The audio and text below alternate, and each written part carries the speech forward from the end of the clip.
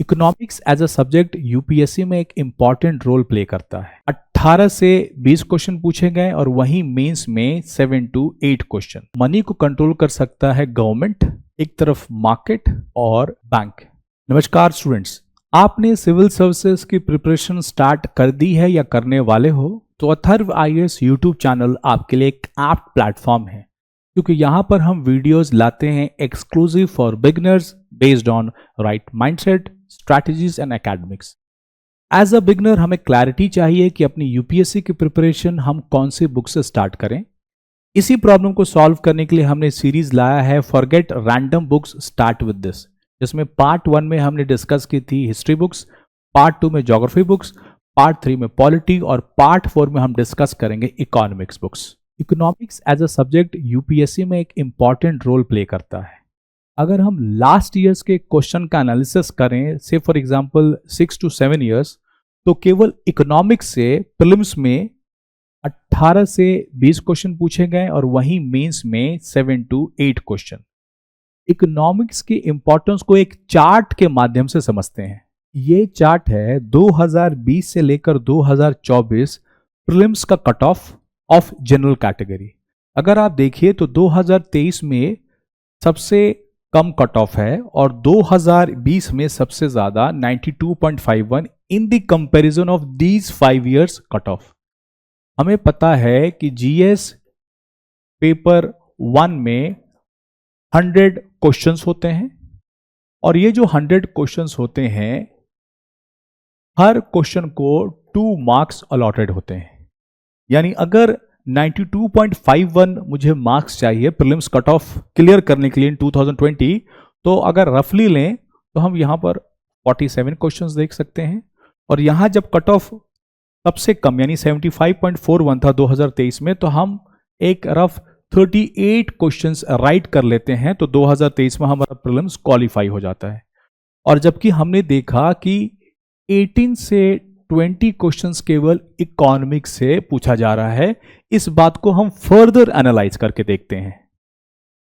जैसा कि अभी हमने डिस्कस किया कि जीएस पेपर 1 में 100 क्वेश्चंस पूछे जाते हैं और अगर 18 to 20 क्वेश्चन अगर इकोनॉमिक्स से ही पूछे जा रहे हैं, यानी 18% to 20% प्रीलिम्स का पेपर इकोनॉमिक्स है। और यही एनालिसिस जब मैं कट ऑफ के लिए अप्लाई करता हूं तो हमने देखा कि जब कट ऑफ 2020 में सबसे ज्यादा था तो वहां पर हमें 47 क्वेश्चंस करेक्ट करने थे और 2023 में जब कट ऑफ कम तो वहां पर हमें 38 क्वेश्चंस करेक्ट करने थे। और जब इकोनॉमिक्स से 18 to 20 क्वेश्चंस पूछे जा रहे हैं, इसका मतलब प्रीलिम्स कट ऑफ में 40 to 50% of the cut off मैं इकोनॉमिक्स से ही अचीव कर सकता हूं। इस डिस्कशन को और आगे लेकर चलते हैं। अब जब हम जानते हैं कि इकोनॉमिक्स इतना इंपॉर्टेंट है यूपीएससी में, तो इससे एक सिंपल बेसिक तरीके से समझने की कोशिश करते हैं। अगर हम मनी की बात करें तो मनी को कंट्रोल कर सकता है गवर्नमेंट, एक तरफ मार्केट और बैंक। अगर मैं मार्केट की बात करूं तो मार्केट में डिमांड एंड सप्लाई निर्धारित करता है कि किसी प्रोडक्ट या किसी सर्विस की प्राइस क्या होगी, और यहां पर जो रूल करता है दैट इज प्रॉफिट। यानी कि यहां पर जो कॉन्सेप्ट चल रहा है उसे हम कैपिटलिज्म यानी पूंजीवाद का नाम दे सकते हैं। लेकिन दूसरी तरफ अगर मैं गवर्नमेंट की बात करूं तो गवर्नमेंट काम करता है on the basis of welfare यानी कि सोशलिज्म पर।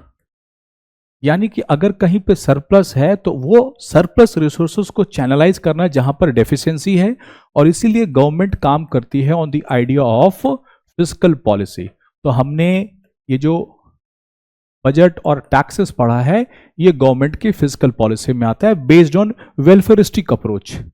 लेकिन अगर हम बैंक की बात करें तो बैंक ये डिसाइड करता है कि एक पर्टिकुलर सेक्टर में एक पर्टिकुलर टाइम पे कितना मनी सप्लाई होना चाहिए, इसलिए बैंक काम करता है on the idea of monetary policy, जिसमें हम सीआरआर, कैश रिजर्व रेशियो और एसएलआर पढ़ते हैं।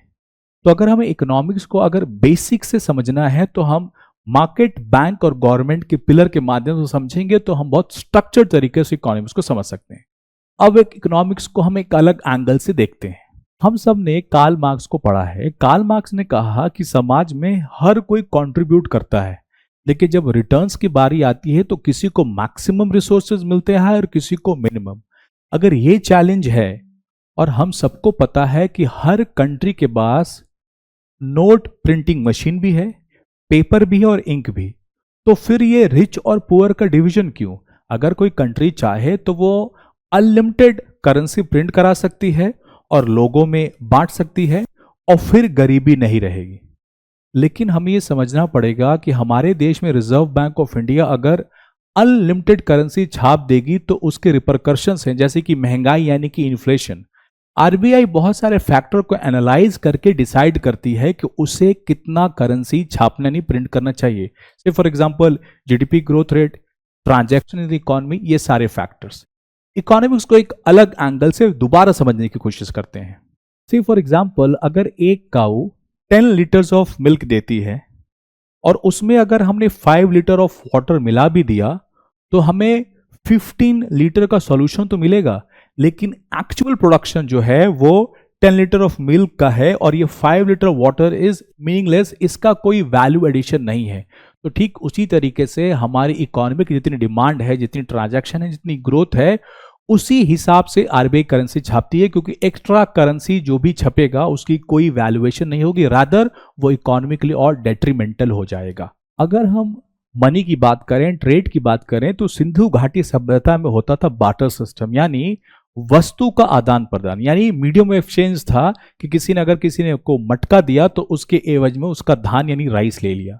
लेकिन जब से करेंसी सिस्टम आई तब से सारे गुड्स एंड सर्विसेज का वैल्यूएशन पैसे में किया गया और तब से पैसे ने ही रोल प्ले किया in the medium of trade and exchange. अब जब हमने इकोनॉमिक्स के बेसिक को समझ लिया है तो अब हम जानने की कोशिश करते हैं कि एज अ बिगनर हमें कौन सी बुक्स पढ़नी चाहिए। तो जैसे मैंने आपको कहा है, always start your preparation with basic NCERT because the language is simple, the government is of the exam and publication of NCERT is also by the government, and third यहाँ पर बहुत easy and lucid way में हर बात को समझाई जाती है। तो हम देखते हैं कि आप एज अ बिगिनर जब NCERT से शुरुआत करोगे तो ये 5 इंपॉर्टेंट NCERTs आपको पढ़नी पड़ेगी। लेकिन उसके पहले जैसे मैंने आपसे कहा था कि कोई भी विषय पढ़ने से पहले उसके सिलेबस को हमें अच्छे तरीके से पढ़ना होगा।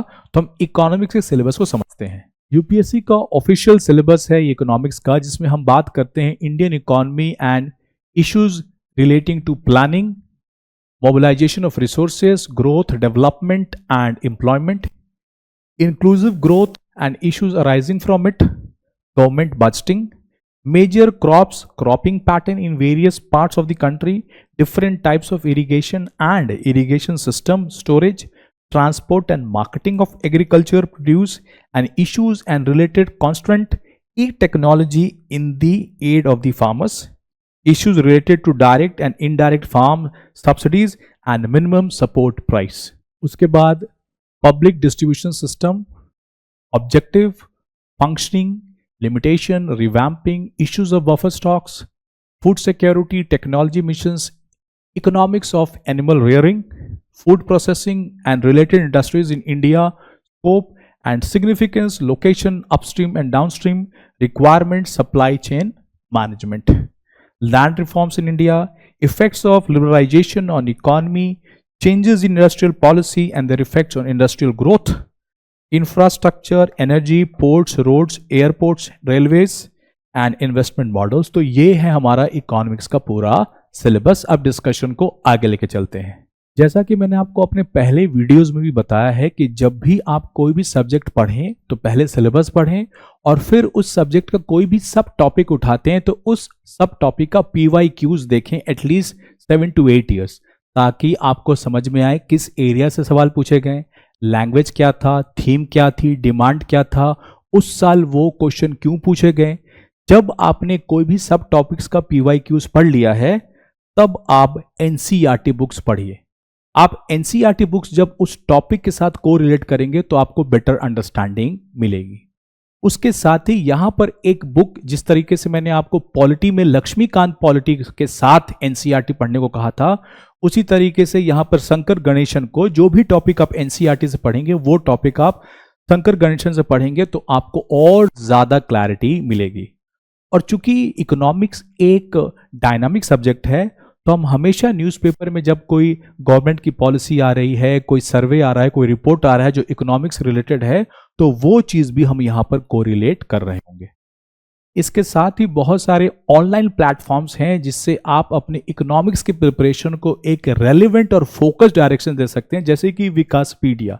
यहाँ पर गवर्नमेंट के जितने भी प्रोग्राम्स और पॉलिसीज हैं, इंफ्रास्ट्रक्चर से रिलेटेड, एग्रीकल्चर से रिलेटेड, एजुकेशन से रिलेटेड, यहाँ पर आपको डिटेल्ड वे में मिल जाएंगे। साथ में आपको डिपार्टमेंट ऑफ फाइनेंशियल सर्विसेज यानी मिनिस्ट्री ऑफ फाइनेंस के वेबसाइट को भी फॉलो करना चाहिए। वहाँ पर आपको इकोनॉमिक सर्वे, बजट, सारा डेटा एक्यूरेट तरीके से यहाँ पर मिल जाएगा। उसके साथ ही आप यूट्यूब चैनल संसद टीवी को भी सब्सक्राइब कर सकते हैं। यहाँ पर भी आपको डिबेट्स मिल जाएंगे, डिस्कशन मिल जाएंगे based on different economic challenges of a country और उसके जो एलिजिबल सॉल्यूशंस हैं। जैसे मैंने आपको कहा, न्यूज़पेपर को भी आपको यहाँ पर कोरिलेट करना है। अगर आप इकोनॉमिक्स के टच में नहीं हो and you starting from zero, right from scratch, तो आपको 9 क्लास और 10 क्लास की इकोनॉमिक्स से बुक से शुरुआत करनी होगी। समझते हैं क्यों? अगर हम ये 9 क्लास की एनसीईआरटी लें तो आपको ग्रास रूट से समझने का मौका मिलेगा कि भारत का इकोनॉमिक्स अर्थशास्त्र है क्या। एज इन यहाँ पर विलेज ऑफ पालमपुर, यहाँ पर विलेज की challenges, people as a resource, poverty as a challenge कैसे, एंड फूड सिक्योरिटी इंडिया, ये आपको पता चलेगा। उसके साथ ही आपको फंडामेंटल राइट्स और फंडामेंटल ड्यूटीज भी इस एनसीईआरटी बुक में देखेंगे को मिलेगा।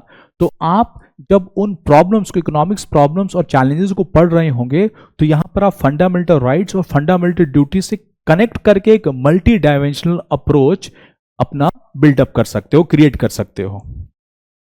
अगर हम 10 क्लास की एनसीईआरटी की बात करें तो आपको एक मैकेनिज्म, आपको एक स्ट्रक्चर समझने की मौका मिलेगा, एक फंक्शनिंग समझने का मौका मिलेगा। से फॉर एग्जांपल डेवलपमेंट क्या है, sectors of Indian economy, money and credit, globalisation, consumer rights, ये सारा आपको मैकेनिज्म समझने का मौका मिलेगा।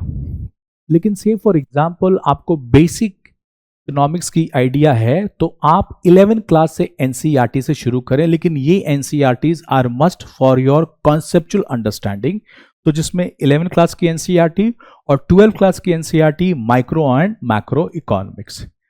अगर हम 11th क्लास की एनसीईआरटी की बात करें, that is Indian economic development, तो इसमें on the eve of independence हमारी अर्थव्यवस्था कैसी थी, उसमें पूरा इवॉल्व करके 5 ईयर प्लानिंग ग्रोथ से लेकर आखिरी तक एक पिक्चर, आपको एक पूरा स्ट्रक्चर देखने और समझने को मौका मिलेगा with this 11th class NCERT.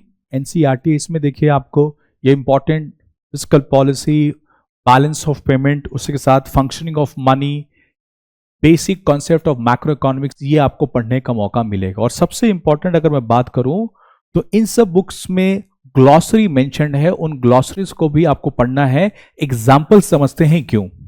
Economics के एनसीईआरटी में कैरिंग कैपेसिटी का डेफिनेशन लिखा हुआ था, और वहीं अगर हम 2019 का अगर मेंस का क्वेश्चन देखें तो कैरिंग कैपेसिटी के ऊपर एक डायरेक्ट क्वेश्चन पूछा हुआ, define the concept of carrying capacity of an ecosystem as relevant to an environment, explain how understanding this concept is vital while planning for sustainable development of a region। तो अगर आप देखोगे तो ये economics में ये कैरिंग कैपेसिटी का definition देना हुआ था, और इस डेफिनेशन को अगर आप पढ़ लेते हो तो ये आंसर आप बेटर तरीके से कर पाते। और जैसा कि मैंने आपको कई बार बताया है कि एनसीईआरटी केवल कॉन्सेप्चुअल क्लैरिटी के लिए नहीं, इससे बेस्ड डायरेक्ट क्वेश्चन भी यूपीएससी में पूछे जाते हैं। तो 2021 में प्रीलिम्स के क्वेश्चन को अगर देखें तो यहां पर सब्स्टिट्यूट गुड्स, कॉम्प्लीमेंट्री गुड्स और इंफीरियर गुड्स के बारे पूछा गया है। और इकोनॉमिक्स के अगर हम एनसीईआरटी बुक को देखें तो यहां पर ऑलमोस्ट चैप्टर्स हैं 2 जो इस कॉन्सेप्ट को बताते हैं, जैसे कि सब्स्टिट्यूट एंड कॉम्प्लीमेंट्री गुड्स, वही नॉर्मल एंड इंफीरियर गुड्स। अगर मैं मेंस क्वेश्चंस की अगर बात करूं तो यहां पर देखिए एग्रीकल्चर, अगर हम देखें तो ये 2.3 एग्रीकल्चर के सब टॉपिक के बारे में बात की गई है। और इसी चैप्टर के आखिरी में एक सवाल पूछा गया कि explain the need and the type of land reforms implemented in the agriculture sector. और इसी को रीफ्रेज करके मेंस का क्वेश्चन पूछा गया है, what are the factors responsible for the successful implementation of land reforms in some part of the country, elaborate. तो आपने देखा कि डायरेक्ट मेंस में भी क्वेश्चन थोड़ा सा पैराफ्रेजिंग कर कर पूछा गया है, इसीलिए ये इकोनॉमिक्स के लिए बहुत ज्यादा इंपॉर्टेंट हो जाता है। नेक्स्ट पार्ट यानी कि पार्ट 5 हम लेकर आएंगे इंडियन सोसाइटी की। एज अ बिगनर आप इंडियन सोसाइटी की प्रिपरेशन कौन सी बुक से करें, और अगर आप भी बिगनर हैं और आप अपने प्रिपरेशन को चैनलाइज करना चाहते हैं with right mindset, strategies and concept, तो अथर्व IAS यूट्यूब चैनल को सब्सक्राइब कर लीजिए। धन्यवाद।